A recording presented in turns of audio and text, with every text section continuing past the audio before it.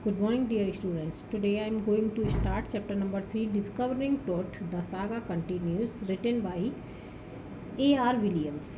So let's begin about the lesson. Egypt was once a cradle of civilization. Egypt के बारे में सुना होगा, मिस्र की सभ्यता, ये सब सुन रखा होगा आपने पहले। इजिप्ट की सिविलाइजेशन अपने आप में एक बहुत ही इम्पोर्टेंट, ये वैल्यूएबल सिविलाइजेशन थी। The emperor of the country were better known as pharaohs. यहाँ के एम्परर्स को, राजाओं को क्या बोलते थे?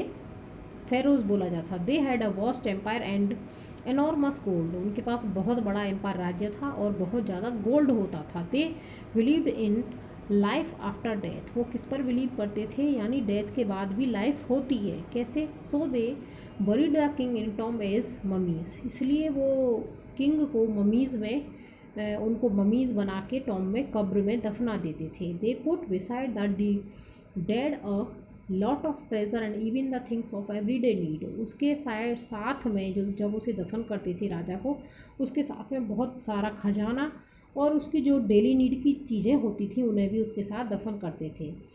These were meant for use in the next life. वो इसके लिए कि वो अगली जो लाइफ होगी डेथ के बाद, उसके लिए वो यूज़ आएंगी। These tombs were built up to the 26 feet below.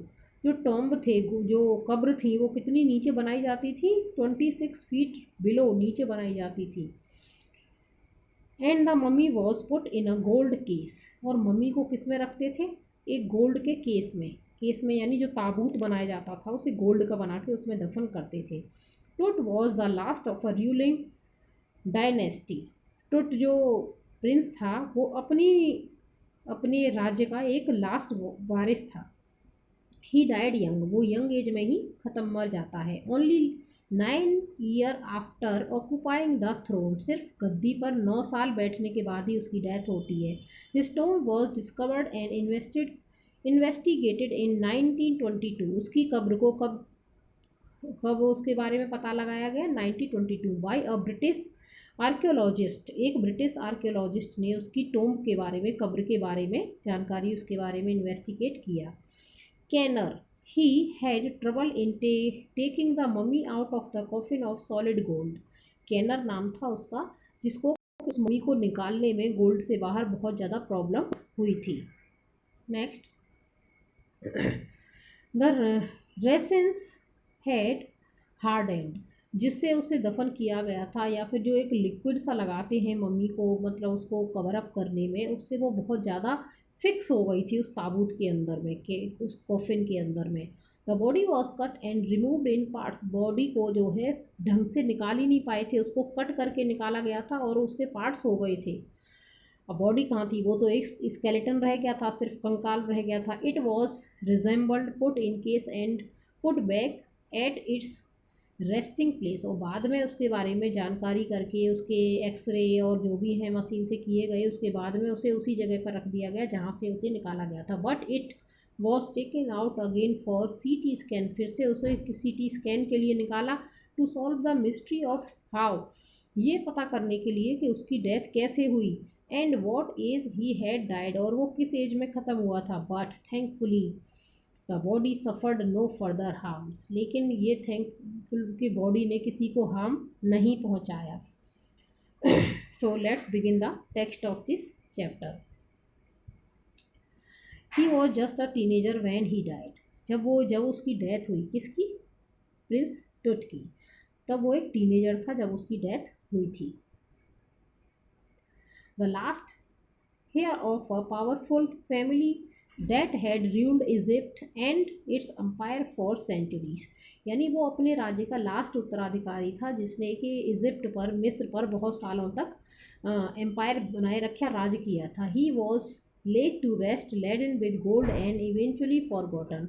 उसको गोल्ड की कॉफिन में बंद करके और लोग बाग उसे भूल गए। Since the discovery of his tomb in 1922। जब उसकी टोम्ब की, कब्र की खुदाई की गई 1922 में, the modern world has speculated about what happened to. अब जो मॉडर्न एज थी उसको भी उम्मीद थी कि उसके आखिरकार उस प्रिंस के साथ क्या हुआ था, उसकी डेथ हुई थी या मर्डर हुआ था, किस एज में। तो ये सब जानने के लिए जो ऑल वर्ल्ड के पीपल थे वो क्यूरियस थे। With murder being the most extreme possibility, उसके मर्डर होने के ज़्यादा चांसेस थे। क्योंकि लास्ट एम्पायर था और यंग एज में ही अच्छा राजा था, फिर भी वो कैसे ख़त्म हुआ, क्या रीज़न था, ये सब जानने के लिए पब्लिक भी, जो वर्ल्ड के पीपल थे, वो भी एंक्सस थे।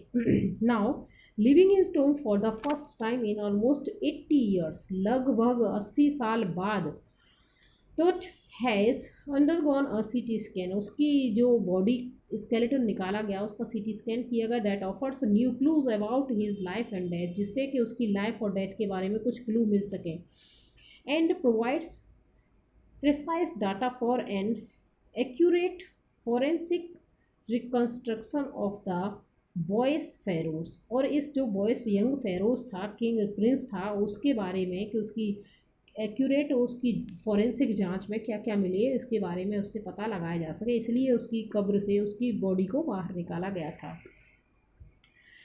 An angry wind stirred up ghostly dust devils in as King Tut was taken from the resting place in the ancient Egyptian, जब उसकी कब्र से उसकी कब्र से उसका जो बॉडी थी स्केलेटन निकाला गया था, तो बहुत ज़्यादा तेज़ हवाएं या एक तरह से तूफान चलने लगा था, जहाँ से, क्योंकि वहाँ पर ऐसा कहा जाता है अगर किसी की कब्र के साथ कुछ छेड़खानी की जाती है तो फिर वो वहाँ का जो फेरोज़ है, जो प्रिंस या राजा है, वो बहुत ज़्यादा एंग्री हो जाता है और डिस्ट्रॉय कर देता है, सब कुछ वहाँ का बर्बाद कर देता है।